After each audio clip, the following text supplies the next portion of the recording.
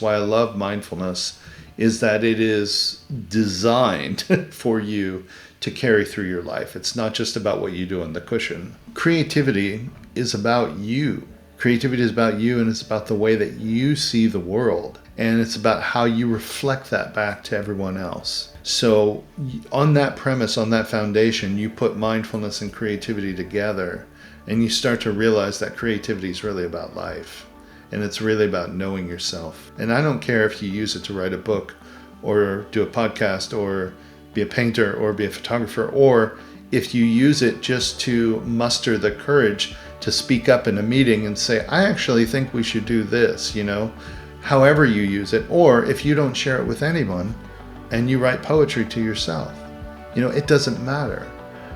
Because really what it's about is it's that part of the heart that you are releasing. It's that part that you are acknowledging.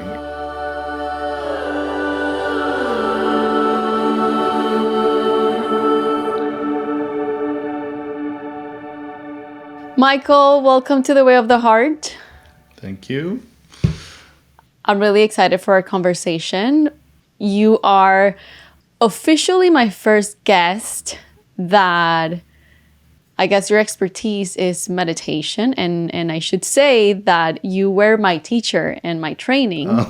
For everyone listening to this, you are actually one of my meditation mentors. So I'm really, really honored and grateful to have you in the podcast. Oh, thank you so much. And I would say, and I'm sure Amanda would say as well, you were our teachers as well. So yeah, definitely feel that. And I'm so happy to be here. I'm so happy to have this conversation with you. I love what you're doing. I think, it's so appropriate, the title of the podcast, because you've always been, as far as I could see you, as such a heart-centered person and really following this path of meditation, contemplation through the heart. So it seems quite fitting. And I'm happy to be here. Thanks so much for inviting me. Yes, thank you so much. Yeah, I guess one of the reasons why I really resonated with you as well, and I loved all of your classes and the way that you approach meditation, is because I felt the same way. I felt that you really lead from the heart when it comes to even the structural things of meditation, which I found that was really, it felt really good for me and for my experience. Good. Yeah, so usually I like to start learning a little bit more about my guests and their story. Where were you born? What kind of things shaped you into who Michael is today? If you want to share some of those things with us. Wow, that's that's interesting. Deep, broad. I like how you put that. What shaped you, really?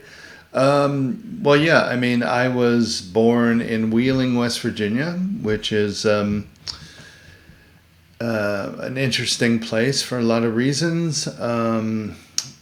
My dad was in the military, so he was on deployment when I was born. So we were near Wheeling. My mom's parents, my grandparents, actually lived in a town called Friendly, West Virginia, which is a very small town, which is near another slightly larger town called Sistersville, right?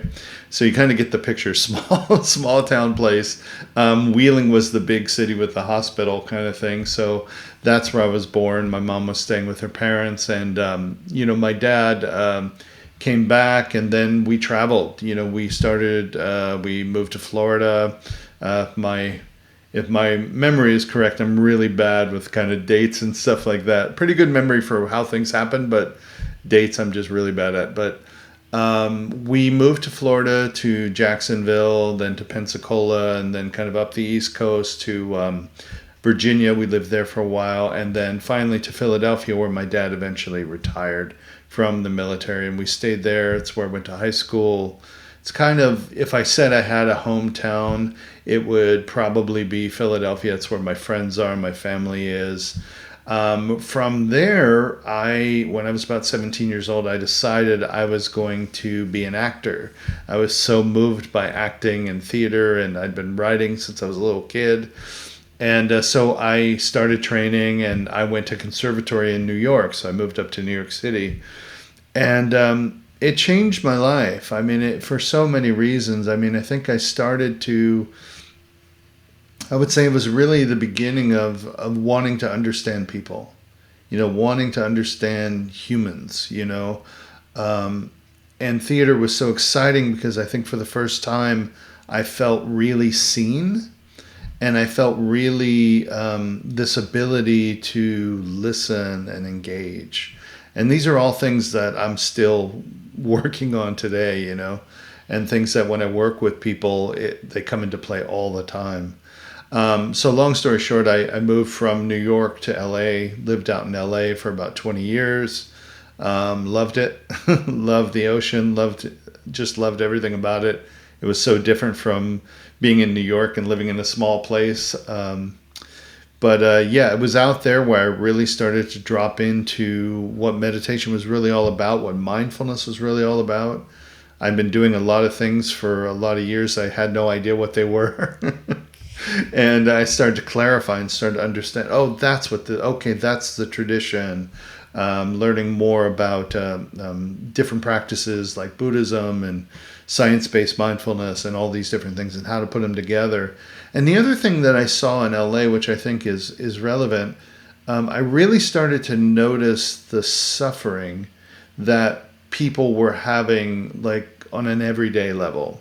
I had a lot of friends who were in the business. I knew people who were successful, celebrities, some of them, and a lot of them weren't happy.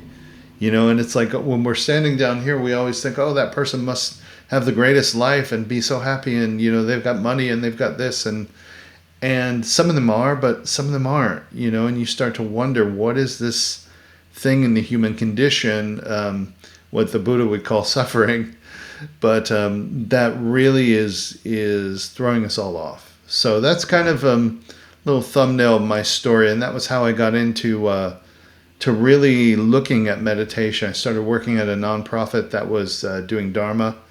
Got to meet all these amazing teachers. I mean, it was an incredible time, and I started teaching, and so now even teaching at Mindful USC with creativity, which I'm sure we'll talk about in a bit, but it's just been an amazing journey, and it keeps going. So I resonate with that, that you had been doing your own thing for many years. And then when you started learning the actual, the teachings, I was like, oh, that's what I've been doing. Some things that I was doing like just because it felt good. I hadn't even heard it in like a guided meditation or anything like that, which is actually one of the things that really kind of like blew my heart open when I started to learn from, mindfulness, because I was like, oh my goodness, I've been doing these things because they just felt good. And I didn't have a name for it. And I didn't know what was happening, physiologically, and learning the science perspective of that also made it so much more clear. And it was almost like I was feeling it more and experiencing it more. So I'm curious to know exactly how meditation was a thing for you. Like, how did you even start meditating, even back then? When you were not doing it with a tradition, let's say. Yeah, I laugh when I think about it because I remember distinctly being about 13 or 14 years old, and I was in martial arts like so many of us were back then. The 80s were the Bruce Lee, Chuck Norris years of like karate and all this interest. But it was my doorway into the martial arts, into these Eastern philosophies that were so foreign to me, where I came from and how I was raised. And I started to look at meditation as a way of escape. I wanted to get out of myself. I wanted to get out of my surroundings. I wanted to be somebody else. Probably why I went into acting too. I just wanted to be anybody but me, and anywhere but where I was. And so I used meditation as this way of escape. And when I could drop into my mind, I remember would have these feelings of like, I can do anything. Like there's so much potential here. And so a lot of the practices I did when I was very young came from books. It was before the internet, dating myself a little bit, before the internet was officially out and everybody was using it. So I would go to the library and I would find these obscure books. And I remember I found this one book, and it told, and I don't know why it said to do this. I do now, but I didn't know then. It said you take a square, a black square, and you cut it out, and then you cut out a white square slightly larger than the black square, and you tape the black square or glue the black square onto the white one, like you center it, right? So now you have like the black square framed within the white square. You stick it on the wall and you stare at it, right? So that was one of my first practices, and I remember thinking like, and the book never told you like what was supposed to happen. It didn't tell you exactly what you were trying to do, or at least I don't remember it saying that.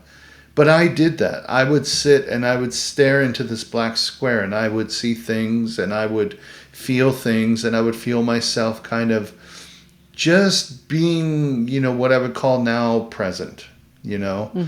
And it was amazing. It felt magical, and I realized later that that's one of the practices we do in Zen, right? When you do Soto Zen sits, you sit and you stare at the wall, right? Or you sit and you stare at, a point. It's this one-pointed concentration. And what happens is you're giving the mind this engagement so that when you do that, it's kind of like your busy brain settles down, right? And so that's what was happening. You do that long enough, the busy brain just kind of settles down. You start to experience the fullness of everything else that's going on, right? So that was one of the first practices I did. And in martial arts, a lot of it was about punching things and breaking things, and and so we would do these meditations to increase our chi, so that we could break cement blocks, or we could break, wood, or break whatever. And it was really interesting, right? Because every once in a while you would do it and it would feel like nothing. And it came from this connection of the mind, the body, the chi, and all these other things. So those were my early practices. I still really didn't know what I was doing so much. It wasn't until years later when I started to learn about Buddhism and I started to learn some of the Vedic teachings that I started to see the connection, where there were names. There was this thing called Zen. There was this thing called mindfulness, this thing called Vipassana. All these different practices that, were so well documented and laid out that you could practice them in a very skillful and regimented way. So that's a little bit about how I started and how I got into it. But I've always been an untraditional person. I laugh at myself, and I think I've done things the hard way a lot in my life. But I will say that going the path that I've gone, I've learned a lot. And it's one of the things that really interests me about meditation is knowing like the whys and really exploring that. Why would the Buddha teach this way, or why would another teaching teach this way? What are they seeing that they believe will come out of the person? So that's always been my way, and I'm still doing that. I'm still learning and growing and learning things through practice. It's pretty cool.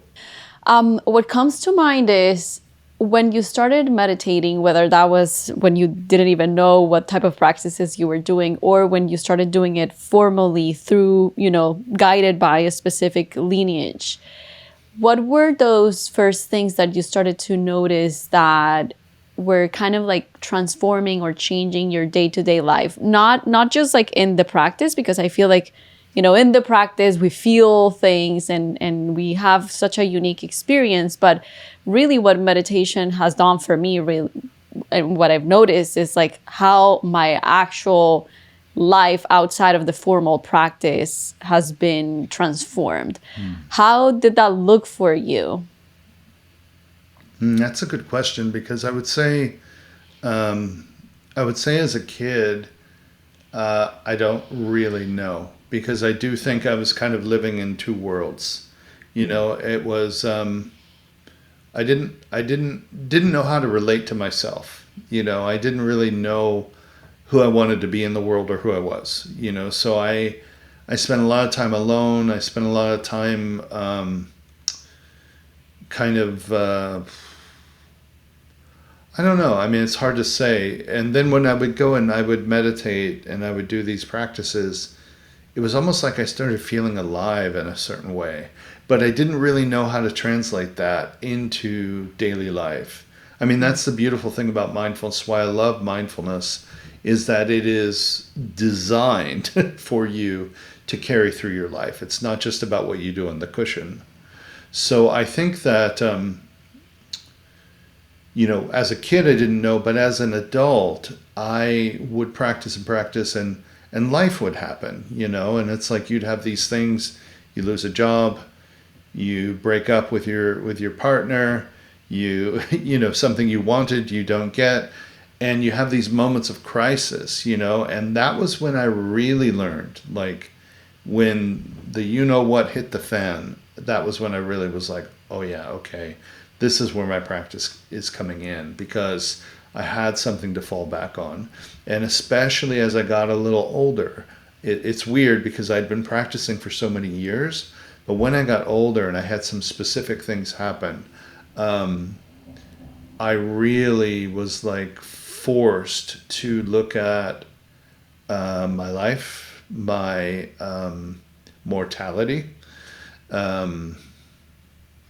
impermanence, if you want to call it that, and you're forced to look at it, and then the practice really means something else, So I think at the point I'm at now, where I'm feeling through this, that's probably the biggest change for me. Like I feel like I am mindful. It's not that I don't have to pay attention to it, because you do, but it's almost like my operating system. It's how I move through the world. So there'll be moments I have a bad day, that happens. Moments when I say the wrong thing, and moments when I offend somebody, I don't generally try to, but there's sometimes it happens. And I think the mindfulness just brings me back to a sense of being able to see myself, and see what happened, and perhaps see the other person and hear and receive the other person in a different way, so that then I can say, okay, let's kind of see what we can do about this. Whereas before, it would be like, well, you're wrong, I'm right, or forget about you, I'm out of here, So I think that's one of the big ways it's changed for me. And being a teacher, as you know, is a whole other ballgame, because now you're trying to share that experience with people. Not so much to convince them, although sometimes we feel like we're selling mindfulness, right? To try to get people to practice. But you're using your own experience to tell that story. So that's part of how it all has come together for me. So on that note, how did you become a teacher? To me, I have to say, before I give it to you, the training was such life-changing. It was just like, it was such a different perspective. One thing is being a practitioner of meditation, and another thing is just being a teacher. And specifically, the training of mindfulness, it almost felt like you don't even have to take this training to be a teacher of mindfulness, but just go about life, to know how to relate to people and to relate to the world. Like I remember writing down the vows to be a teacher, to become a teacher. And I was like, wouldn't it be beautiful if we all vowed to relate to others like this? Like I feel this responsibility because I want the best for my students, and I am making this commitment to be, the safe space for students that are going to have this beautiful experience meditating with me, alongside of me. But isn't this exactly what we do on a daily basis when we are, at a grocery store or whatever? So to me, it was like, it really changed the way that I relate to life, just by having this compromise to be a teacher. I feel like it made such a big difference or like it made me realize that when I'm not in that mode, when I'm not really committing to being all of those things that I vowed I was going to be, it makes it so obvious that there are other approaches when I relate to people that are not so wholesome. So why not bring that and carry that with me with every single interaction and relationship that I have? So it was life changing. How was your experience? How did you become interested in doing a teacher training? How was that for you? Yeah. Before I answer that, it's a great question too. I just want to say you brought up vows, and I believe vows are one of the most important and missing ingredients for most people's lives these days. You know, like to make a conscious vow for yourself, to be aware, to make deliberate choices about how you're going to exist in the world, how you're going to move through the world is so important. You know, in Buddhism and other practices too, we have precepts, we have, you know, these different things, and some people think of them as rules, and I guess if you're in the monastery they could very well be perceived as rules, but they're really guidelines. They're ways to help you be in the best place possible, right? So that your mind is clear, your energy is clear for you to be able to live a really good life and really step into what you're trying to do, you know. And I think the more that human beings learn to really make their own vows and to live by them, the more that they'll have a sense of self-worth and self-respect, because they're not just a leaf in the wind, right? They're making these decisions. They're holding to them. They're saying yes to something that they are cultivating in their life and saying no to other things that may not be good for them, you know, that may be harmful. So it's a really, really important point we can talk a lot about. As far as me being a teacher, you know, again, I went the unconventional route, you know, and it's really interesting to me. You know, I've been teaching in general for a long time. I've always been a natural teacher. I've always, if I knew something and wanted to share it with somebody, I think I didn't always feel that my teachers in the past were patient with me. And because I learned differently than everybody else, I felt, you know, in school and other places. And so I think naturally that makes me want to be more patient, you know, to be more patient with people, to really understand. And oh, I'm struggling with it. Oh, it's okay. Let's take the time and work through it.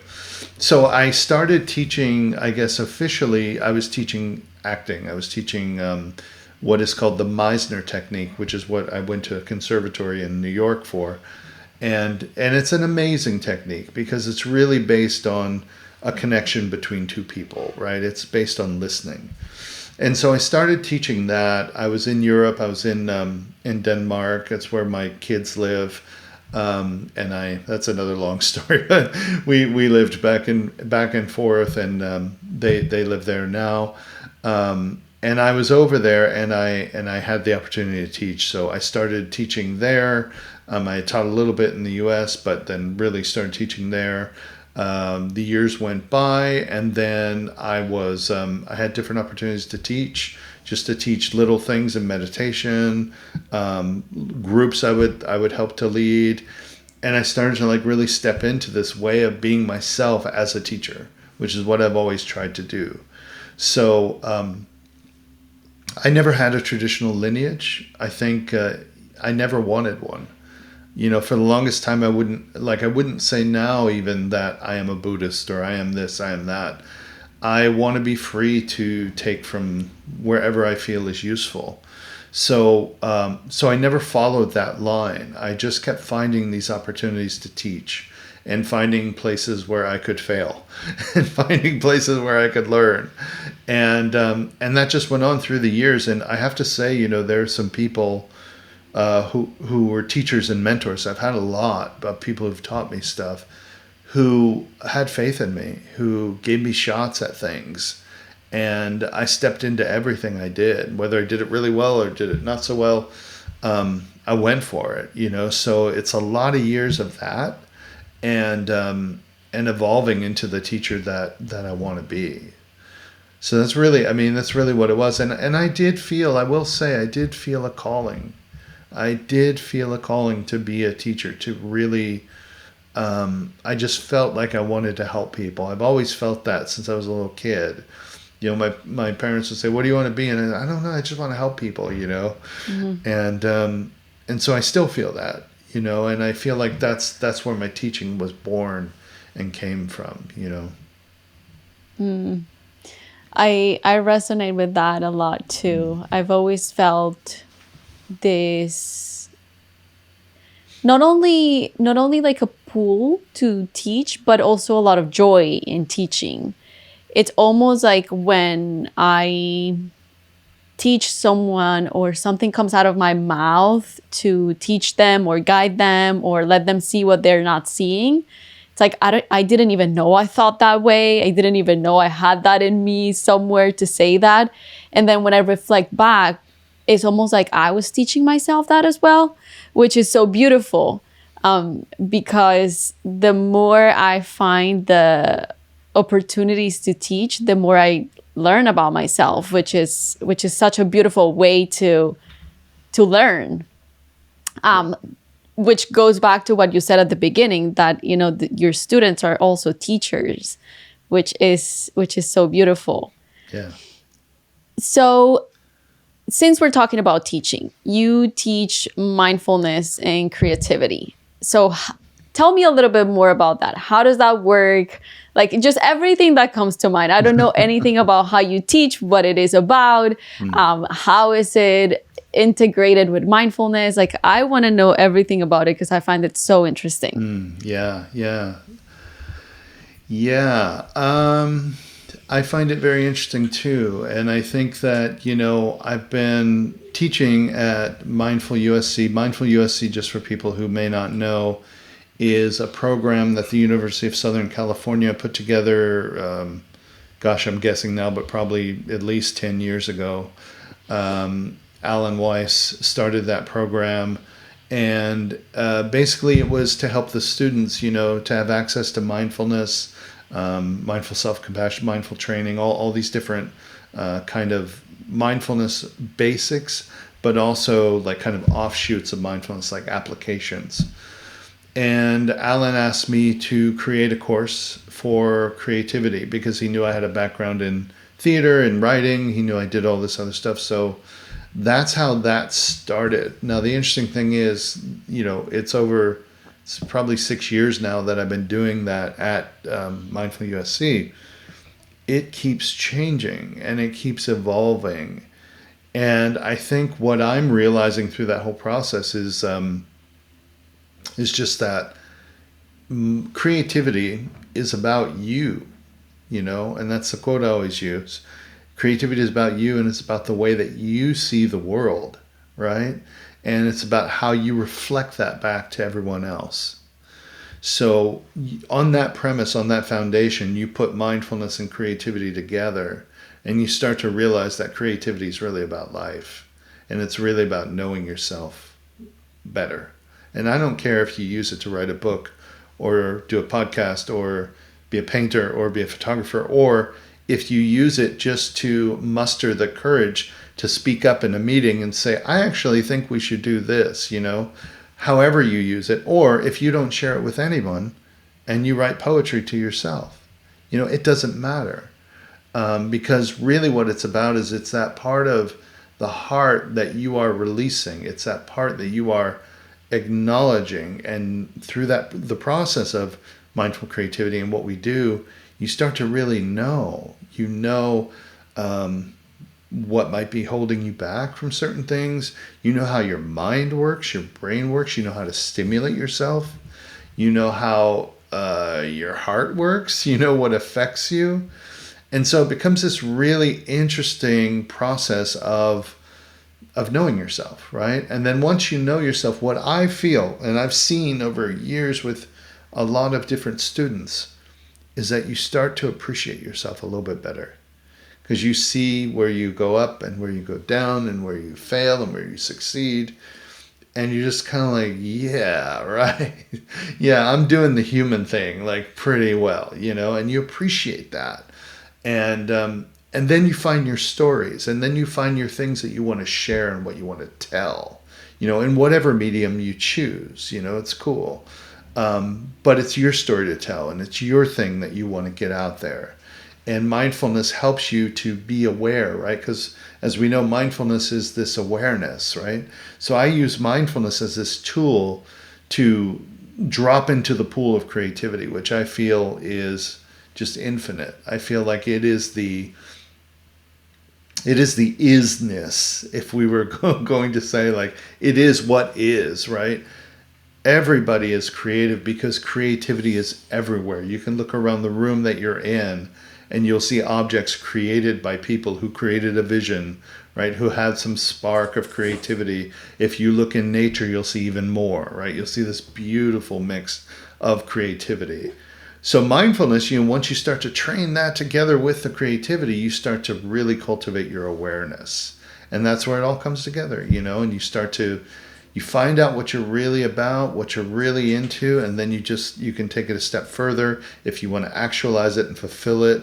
And then you write that book, you write that movie, you write that song, you do whatever it is you want to do. But you're doing it from a really authentic place and a really present place because you're using the mindfulness. I'm curious, as a student, are the students learning mindfulness meditation?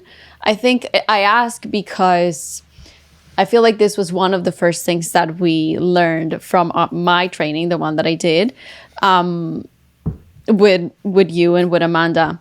The difference between a formal practice and what we now call like active meditation, right? So like I'm trying to understand, as a student of yours, are they learning to meditate with the mindfulness training, and then creativity is kind of like infused, or I'm sure there's a million ways to approach that, but is a formal meditation practice part of the curriculum? Yes. It's a big thing because Okay. these students get a lot of information, and I really, I have to say, I really honor these students because, some of them, it's for all kinds of people at USC. It's alumni, it's staff, it's professors, it's students, so they're not all just USC students, but they're all so busy and they all got so much going on. So when they commit to this class with me, they're signing up for a lot, right? They're coming in, they're just like, whoa, they're getting a lot. We're not just finger painting, you know what I mean? We're doing so much. And so a big part of it is learning what mindfulness really is and how to really use it and how to really use it to know yourself and cultivate that awareness. Now, we do other meditations aside from mindfulness as well, because every meditation cultivates a different quality, right? So you might do mindfulness for this deep presence, this self-knowing. You might do, another meditation for concentration, where you're training your concentration, right? It's all training. So we might do something that trains the imagination, might do something that trains the curiosity, and so we're cultivating all these qualities that we will then use in life, number one, because that's always number one. And then number two, we will use in creativity. So they are learning formal practices. They are learning informal practices. They are learning different practices from mindfulness, but it's all with the goal of stimulating themselves so that they can then be in a place where that flow is on, right? The faucet's on and they're just using the water, so to speak. Mm-hmm. I find that so fascinating because the last 7 years of my life, I had a creative company, and while I was doing some type of meditation practices some of them were mindfulness. I just didn't know that that's what I was doing. My creative process now, I see that it was exactly what you're saying. It was a way for me to know myself. And I feel like because towards the end of the cycle of having my company, mindfulness was such a big part of my process, or meditation was such a big part of my process, along with creativity, I think that because those two were so strong and they were the foundation of my company, it was actually because of that that I realized that I was not in the right path. You know, like I was basically using those two modalities, if we call them, but to me they're like a way of living, to connect and to create for my clients, for, you know, for fun or whatnot. But really, I think because I was so in touch with that creative, you know, force and like that energy that moves me at the end of the day to like do things and to create things, because like you're saying, it's not only creating an object, it's not only designing, not only painting, it's literally a conversation that I'm creating. It's like everything, because of the awareness of that, of like the way that was flowing, I was like, oh, this is not flowing in the right direction. This is like really not taking me where my heart really feels like is fulfilled. So I find it so fascinating because I think that we go about mindfulness and creativity in a way that we think is going to be, at least for me, that is going to be so that my art or whatever I'm creating, you know, whether it's better or I connect with it or like whatever, you know, goal it is. But ultimately, it's just like kind of like directing and showing you your life and the way to go. So I find it so beautiful. I'm sure there are so many people that go into that class not expecting the outcome of where that class takes them. Yeah. Yeah. Yeah. And it, you know, it's a really interesting point you bring up too, because it's about how you show up. You know, it is about how you show up, creativity, how you exist in the world, how you stand up, how you bring your voice into the room. For me, I had the hardest time showing up, you know, for myself. I could do it for others. I could help others. I could help organizations. I could do that. But for myself, I had a really hard time of saying, I'm here. This is what I do, you know, for a lot of reasons, you know. And you said fulfillment, which I also find interesting, you know, because there's a lot of people if you want to talk mental health or meditation, mindfulness, when they talk about actualization, right, this full realization of yourself, they talk about how all the parts of the brain need to be aligned, right? And that, you know, you're physical, you're feeling good in your body, you don't feel you're under threat, you're regulated, right? The brain stem is regulated, all that. You don't feel like there's a saber-toothed tiger right there and it's just, you know, somebody saying something and you're freaking out. Like, you're not doing that, right? And then you come up and your relationships, they feel good, they feel connected, and that feels really good. But then the third part of that is having the plan, the bigger picture, but also having that creative expression, because we all have these creative urges, right? We all have these creative things. And I think, you know, for me, I just love to just pull grandiosity out into the spotlight for a moment and just say, look, if you want to write a best-selling book, go for it. Do it. If you want to write a movie that, you know, Tom Cruise is in, go for it. There's nothing to tell you that will not happen, right?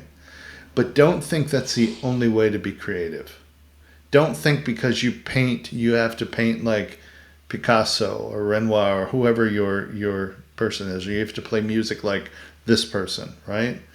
Your creative expression may be how you arrange the flowers in the window. It may be how you cook your food. It may be how you, you know, arrange your house or your garden, whatever it is, right? Don't devalue those things and say that one thing's creative and one thing isn't, right? These are all part of that flow which fulfills us as human beings, right? And that's why creativity and mindfulness go so well together, because it's all about fulfilling yourself so that you feel this sense of, I won't say contentment because there's a lot that goes into that, but kind of a completeness, you know, where you feel like everything's in flow. You're able to express, and you're doing this, and you're engaging, and you're feeling, and you're nurturing yourself and doing good self-care. Like, these are all parts of the equation, right? And for us to feel good and complete as human beings, we need all these things to be in line. Yeah, I have a very good example for that, and you're looking at it. When I first started to record podcasts, I was on a phase where I was like, why does everything have to be beautiful and aesthetic? Like, I'm going to rebel against what the world is asking me to do, blah, blah, blah. And I was recording like in my pajamas and like in my closet. And there was a point in which I was like, I hate this. Like, there's no other word. I actually love an aesthetically pleasing environment because that is something that makes me happy. And I had to acknowledge that. And then I created it. And it makes me happy and it makes me feel complete, right? Like, before, it was almost like I feel like I was not committed fully to it. And that was, maybe it's not the same, for everyone. Maybe just having really good sound for someone is the way that their creativity is going to come through. For me, I needed to have the light. I needed to have the colors. And yeah, so I totally feel that. That made this new journey to creating the podcast complete, even though it just started, right? But at least the foundation felt that it was complete. And it opens doors. See, that's the other interesting thing. Like, in class, in the Mindful Creativity, we often talk about following these threads through your curiosity, right? You start with a room, with redoing the room. And you might find that you have this passion for design, and that may lead you somewhere else. So that's why I'm saying it's not always like, okay, I'm going to write the bestseller. Sometimes it is. Sometimes it's like, I just like to write things, like I like to write things and share them with my friends. I like to write things and post them on social media. Like, maybe that's what you do, but you just start somewhere, right? You get that creative flow. You start to get in a practice and a habit of giving yourself permission to be creative and to voice it and to express it in whatever way you do. And just start with that and see where it goes, and let it go where it wants to go. That's the big challenge for a lot of people. I think we load in so many expectations, right? So many things that if I'm going to be creative, it's got to be like this. If I'm going to, and it's not true. It's not the way it is. I used to have a big problem with that, because I'd say, if I can't be the best at something, I don't even want to try. Like, if I know, like, I used to play basketball in high school, and I really loved playing basketball. But you know what? There was no way I was going to be the best. I mean, there was no way. The people around me were phenomenal. It was just like, so eventually I was like, okay, I'm done, But that's not the way to look at it, because it's like I would then lose all the joy. I would then lose all the good things I was bringing to myself that was feeding that flow, which would take me somewhere else that I wouldn't know, Right before you said that you used to struggle with that, I was about to say that I still struggle with it, because, like I mentioned, 7 years ago, I had a company. My company grew really fast, and I was very, very lucky that, once I started creating things and putting them on social media, people were like, I want this, I want this. One of the reasons why I stopped was because I was burned out. I didn't know how to handle, like, too many people wanted it. So that affected my ego and my level of like, like, can I be anything? Can I do anything if I'm not at that level? Right. So right now I struggle with that. So like even like 2 weeks ago, I started painting, and I'm like really reminding myself, like, this does not have to be beautiful. It also is this thing that, what's the word that I'm looking for? Like, some types of art come easy to me, So then there are some others that I'm curious about, but maybe they don't come as easy. And the process of allowing myself to be messy and to just create something that is not aesthetically beautiful is so hard for me. I just have to like really surrender and let go and be in the process of that. It's difficult. For me, it's very difficult because I want it to be pretty. Yeah. And the process itself, I want it to be pretty, which is the hardest part of it. Because the process is messy. Yeah. And then like I realized this in a class, a pottery class.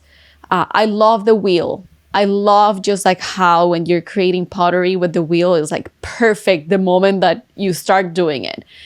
And when I took a hand sculpting class, I was like, I hate this process. And then as I reflected on it, I was like, oh, I hate it because it's not pretty. The process is not pretty.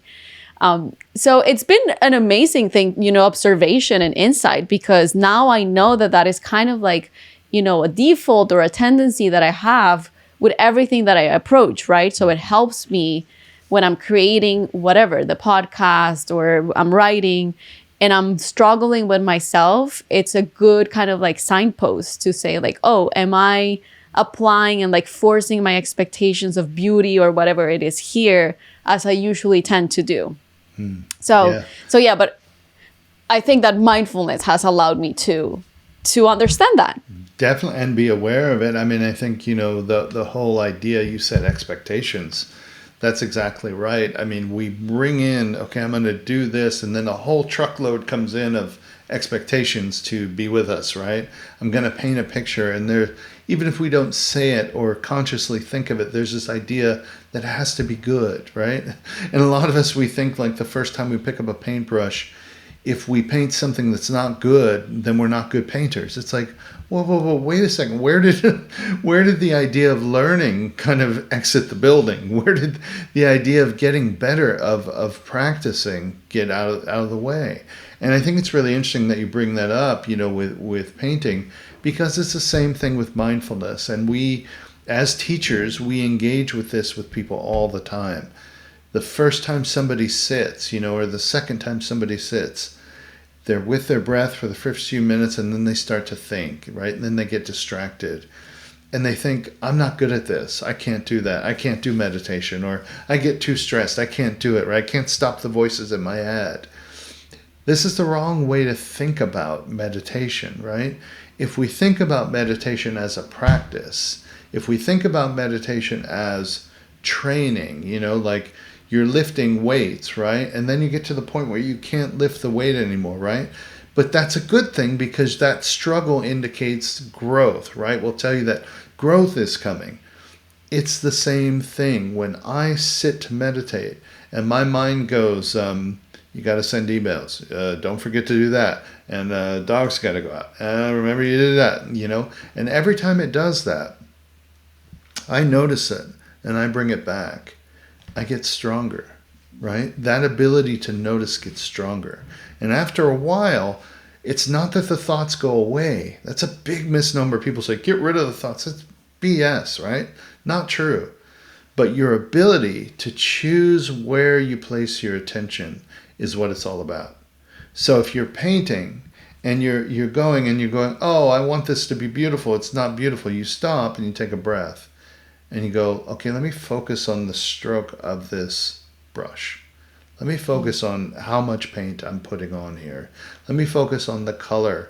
Let me listen to the sound, that specific sound of brush on canvas, right? And you shift your attention to something else. And what happens is, as you do that, you shift your entire experience, because you're not giving mental energy to that judgment, right?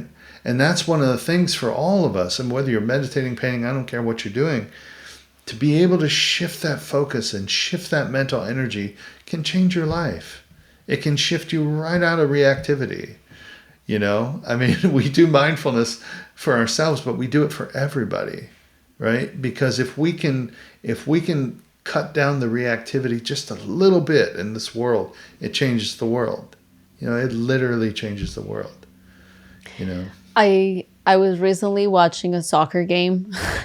This was like, but that was a moment in which I was like, if everyone practiced mindfulness, not that I am so great at it, I still react, of course, but it has really helped me to reduce that reactivity. But I was watching this soccer game, and in soccer, like the game that they play is like really weird, and they like to like bother between the teams and whatnot. And one of them, I guess, like they probably like pinched him, and he immediately reacted, and it was a really important game, and the player that got pinched immediately reacted and like elbowed the guy, and he got a red card, and the team now is playing with 10 people. But it was like that moment in that frame, I was like, oh, if he meditated, if he did mindfulness, I bet his chances of doing that would reduce significantly. Yeah. It's so funny. I just have that like in my memory. Yeah, there's that idea, and I think I want to say it was Viktor Frankl who said there's a space between stimulus and response, right? There's a space. In that space, we can insert mindfulness. If we have that practice, we can insert. Now, it doesn't mean that we won't, if we're mindful, we won't elbow somebody back, because you may decide you're just going to do it, and you do it, right? And that's okay. If you consciously decide that I don't care, I know my team's going to be, and I'm going to do it, then you do it. Okay, what are we going to say to that? But when you unconsciously don't make a decision, you make a decision that is unconscious, right? Which is by proxy of whatever it is, you're just reacting to. And usually when we do that, the results are not great, So that's one of the things we train ourselves to do. It's not that, I tell people this all the time. People think that mindfulness is soft, or mindfulness is all about the good stuff. I don't think it is. I honestly don't think it is. I think it's about telling the truth. I think it's about being really honest with yourself. And I think a lot of times that's not pretty. Like there are times when the person cuts you off and you mindfully take a deep breath and you still give them the finger, right? But you have decided to do that. You've consciously decided. And then after you do it, you reflect on it and you go, wait a second. Doing that, let's see, did that really make me feel better? Did that really help the situation? And you train yourself. So we're constantly training ourselves. And so that next time it comes up, I might do a little bit better. Next time it comes and somebody pinches me, I realize what's going on. I can see the dynamic of what's the manipulation trying to happen. I'm not going to react, right? And then I know if I don't react, I win, right? So there's all these levels to it. It's a great example that you brought up, that we can practice and learn, and you realize when you can drop into that and you have the power over how you react, it's extremely empowering, extremely empowering. Yeah, I love that. It's that in the training, we are creating options for ourselves. And I think options is also, it gives us this sense of freedom, right? Because when we don't have options, when we're defaulting, it's like there's no options. But when we take a step back, we have that moment to see it from this mindful place. It gives us options and it gives us freedom. And then, yeah, like you said, we can choose to do it anyways. But at least we knew we were coming from a place of freedom and not from a place of, being trapped in a conditioning that made me respond in that way. Yeah. And that's that. Just to continue on that, such an important point. That's one of the things that makes people so anxious and makes people have these, this anxiety that makes us make bad choices, right? Or anger. It's when we feel like we don't have options, that we have no options, and it's only this or it's only that, or I have to go after you so I can secure my place. And it's all this kind of primal stuff that we do, because we don't feel like we have any options and we don't have any way to to survive. It always comes back. You can always wind it down to this survival thing, where we just, we've developed these prefrontal cortexes, right? We've developed this thing called mindfulness, this awareness, because we don't have to be that way all the time.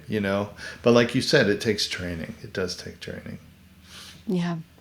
And on the topic of anxiety, one of the lessons that you gave us in our training was on trauma-informed mindfulness. I would love to hear your approach or anything that you want to share with us as far as like, how trauma plays into this journey of mindfulness and meditating. Yeah. So trauma and mindfulness, I think, should really be, in the same sentence. I think mindfulness is the awareness, right? And awareness with trauma is such a big part of actually addressing trauma.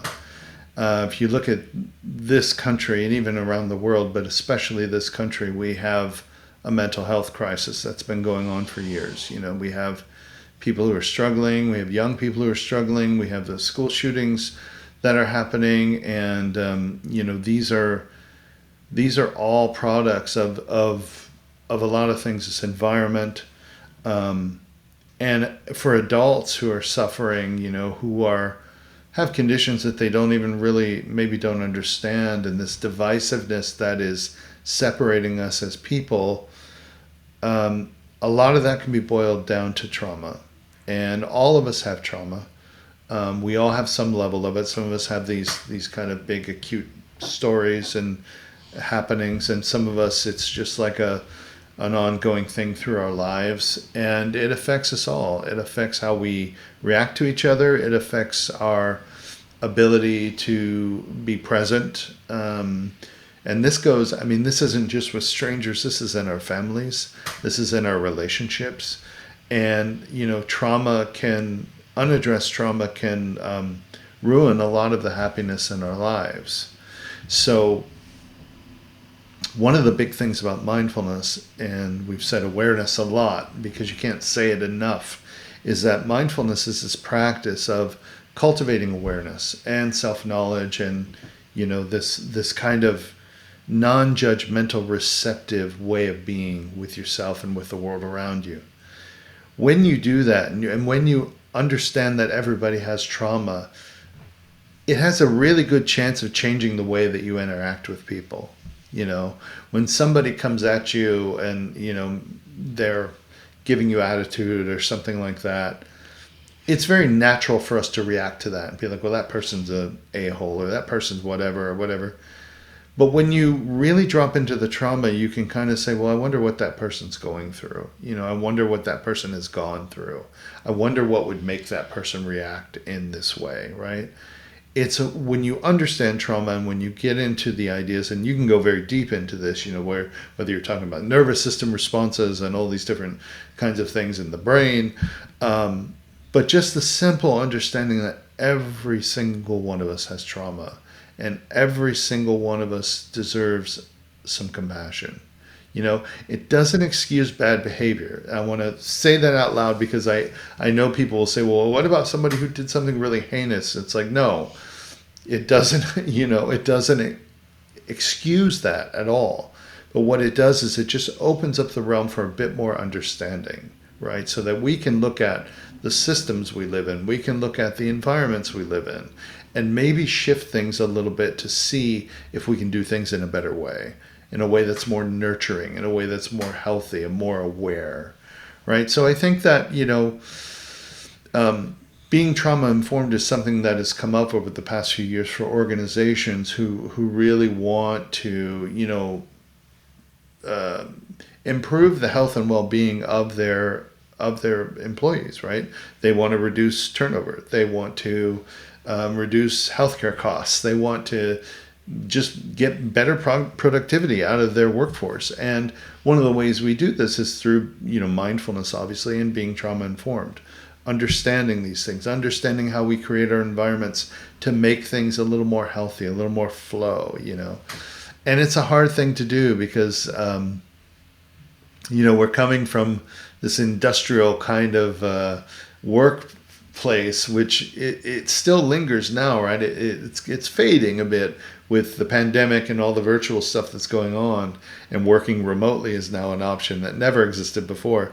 But you get this thing of like work hard, punch in, punch out, you're doing the 9 to 5 or even more than that, and you're giving everything to the company, and you're not doing self-care, right? And these levels of trauma that maybe are unresolved, for most of us, they are unresolved. They can rise up and they can, cause issues. And sometimes they cause a breakdown.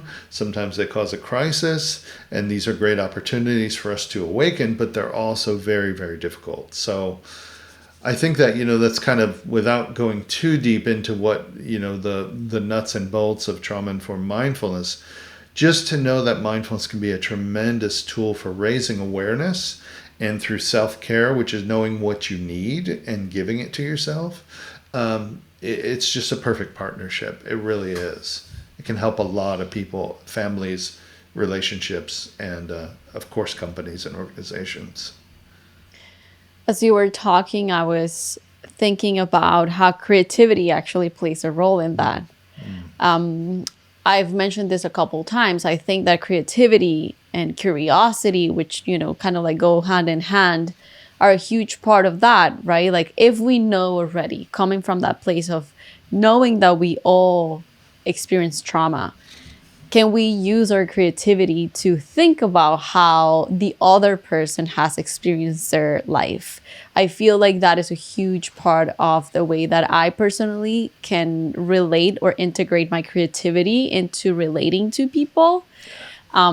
And in the same way as you were talking about, like the way that we have kind of like created these corporate systems that are very linear and they're very, strict. Creativity is like the balance to that, right? It's kind of like the most abstract, and I actually connected with heart-centered approach. I adopted a dog a year ago, and she had a lot of trauma. And, my husband wanted to train her and, to teach her things and discipline her and whatnot. And I said, like, sure, let's do it.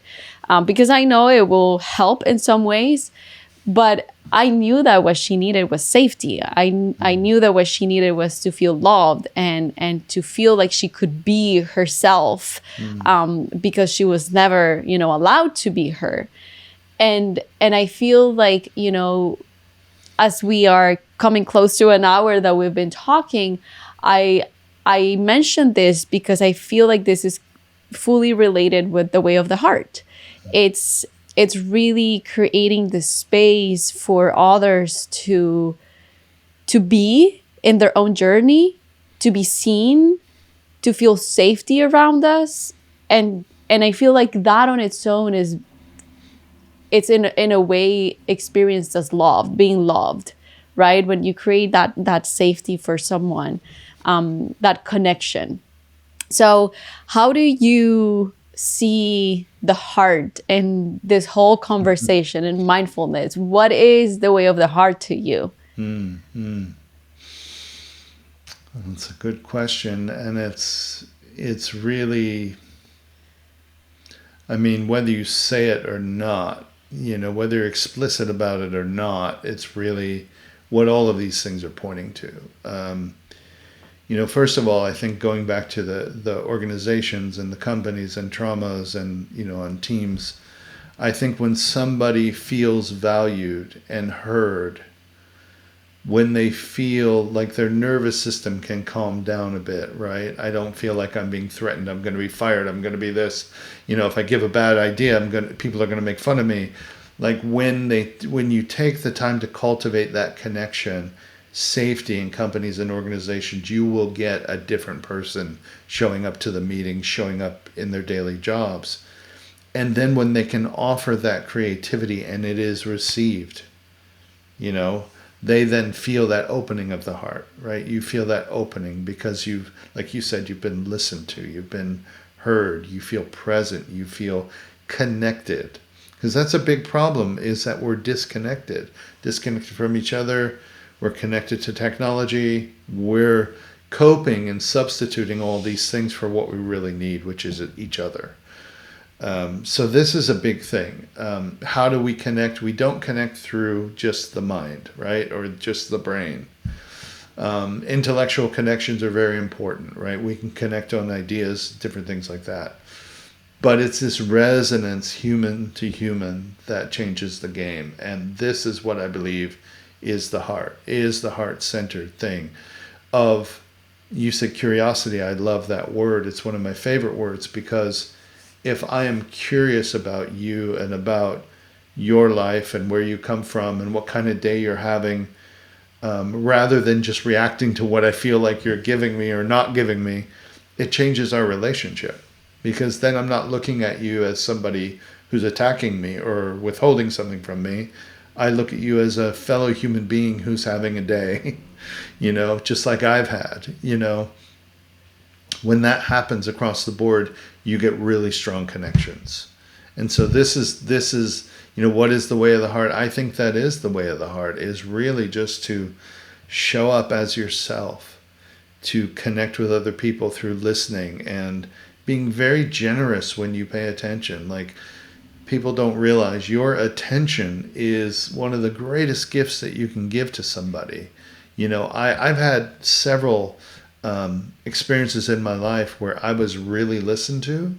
Somebody, I sat with one-on-one and I felt like they were there and there's no timer kind of running. It felt like they were really receiving me, and it was disarming. I mean, it felt so vulnerable and so powerful, to have somebody be with you. So these are all different ways that we can connect. And once you sow those seeds in the foundation, whether it's with your kids or with your coworkers or whatever, it doesn't mean you have to tell everybody everything that's in your mind or your life story. You don't have to do that. You can still be a relatively private person, but it's a way of showing up that is authentic. And when you're authentic, you invite somebody else to be authentic, and then you start to create an authentic environment. And when that environment's there with the safety, then you feel like the heart can really come out.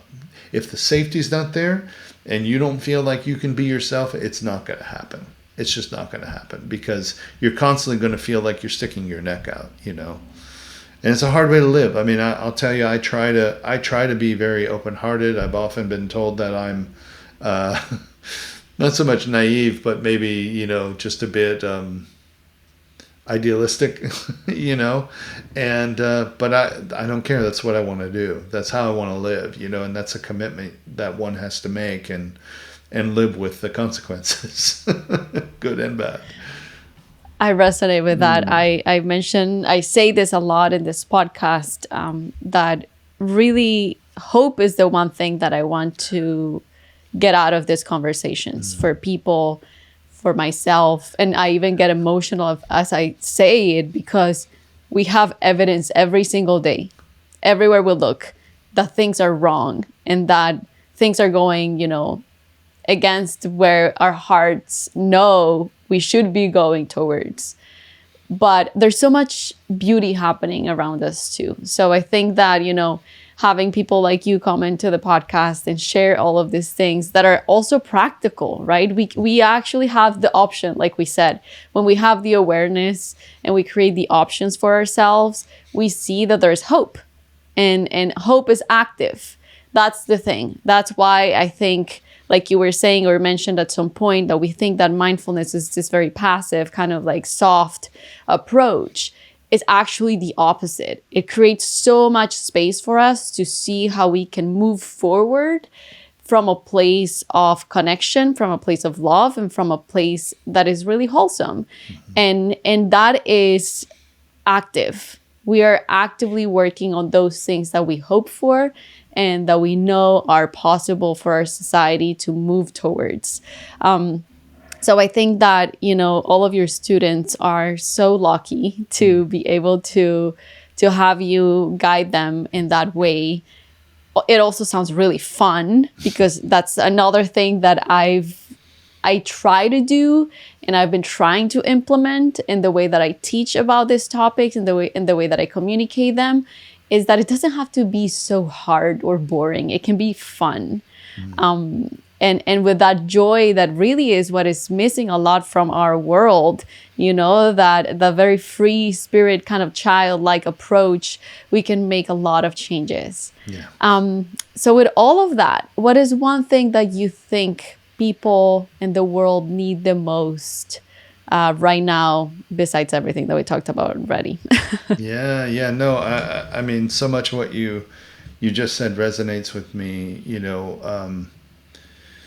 The short answer I would say is hope.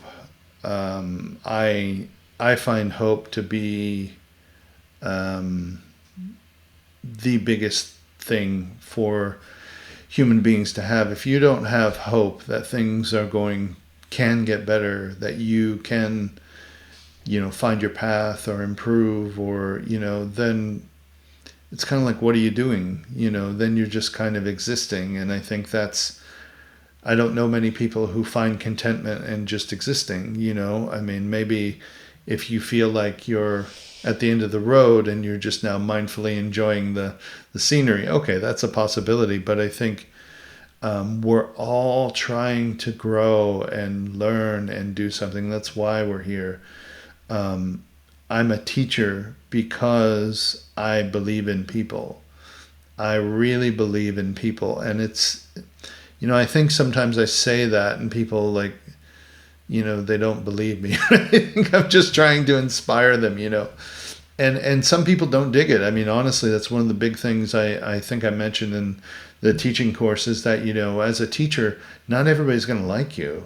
A lot of people won't. A lot of people will hear your voice and go, later, I'm out of here, or they don't like what you have to say, or they disagree with you completely from the first word. And you just have to be okay with that and say, well, go on your way. There's a lot of us teachers out there, and you'll find the right one for you. So just keep rocking and rolling, or you'll become the teacher that you need, right? So there's a lot of ways to look at that. But yeah, I've come from a road of really not believing in myself and really not giving myself the love I need. So when I realized that and opened it up, I don't want anybody else to feel that. I don't want anybody else to feel like they can't do it, or they can't find happiness or love or hope or creativity. There's so much you can do, and you really don't know what your limits are. So why put them on yourself? I think about the creativity, and it's part of what I do. If I didn't do creativity, I would still be teaching. I would still be doing the mindfulness, because I believe, and not just mindfulness. I mean, it's meditation, it's contemplation, it's all these other things. It's theater, it's psychology, all coming together, wisdom traditions that come together to really empower the human being to have that hope. Because, it's one thing to have faith and go, okay, I know it's going to get better. It's another thing to have hope that is informed by knowing that there's a path, or knowing there's a way, or knowing you have options, like we said before. So, I'm looking forward to doing, retreats, and I'm planning a creative retreat. I want to do a creativity and contemplation retreat, where people get to go out in nature and just kind of be together and practice together and do creative art and come together, and create these different elements that can really support ourselves. So I think that's really the next level for me. And it's really, I know I've kind of gone off with your question, but yeah, it's just keep going, keep your feet moving, keep working, keep trucking, keep having hope, being aware. Don't be afraid of being uncomfortable, sit through that uncomfortability, because on the other side of that is something just tremendously beautiful. It's so, the other side of crisis, it's like that Leonard Cohen song, there's a crack. That's how the light gets in, right? You crack that facade, and this light pours in, and all of a sudden, you go through something that was so hard, but then you realize something about yourself on the other side, right? And your life changes, and I'm never going to be like that again. And I'm going to learn something new, and I've got all this power. I've learned that through my life, right? Through the things I've gone through, I have literally learned that, and I can't go back. So if you can take one word or a few words out of all of that, that's really where I'm coming from. I think all of it, at least for me, it's landing right here. For those listening, I'm like tapping my heart. I love the creativity retreats. That is like 100% my language. So I would love to know more about it. And then, since we're wrapping it up, and I want to say thank you so much for your time and for your wisdom, for your energy, for everything. For those like me that are interested in this type of retreats or activities or, workshops, where can people find you? Are there any other things that you offer if people want to work with you? Anything that you want to share with us? Yeah. Well, thank you, first of all, for the opportunity to come on and speak to you. I really value that. I appreciate that so much. And, right now it's a time for me. I'm doing a lot of coaching. I work with individuals. I work with organizations. I do consulting. I have a lot of nonprofit experience, which I also do. But helping people learn to meditate is one of the things I love. Coaching people on life stuff. I've worked with a lot of people over the years who have been able to change their entire relationship to things like anxiety, depression, really shift their lives around using these meditation practices, mindfulness practices, and really empowering themselves to change. So I do a lot of that. People can find me on Instagram. I am at Michael J. Krass, Krass. Also my email, michaeljkrass, Krass, at Gmail is a good way for people to connect with me. In the months to come, there will be a new website. There'll be some things coming up where I'm offering some different teachings, and then just the social way, I guess, following me on social. And most of the people I work with through referrals, so I'm always open to having a conversation with people, hearing what they need, and if I can help you or I think I might be of service, I'll definitely work something out. If I can't, I'll let you know. So, that's kind of where I'm at. But yeah, and the creativity retreats and other retreats, a lot of that information will come out soon. I'll definitely put that out on social and share that with you individually. If you want to share it with your listeners, it'd be great. Absolutely. I'll have all of the info in the show notes as well. Perfect. Thank you so much for your time, Michael. Thank you. I really enjoyed this conversation. I knew it because, since I took your classes, and of course, talking about meditation and mindfulness is one of my favorite things. And creativity. Yeah. So I really enjoyed this conversation. Thank you so much for your time.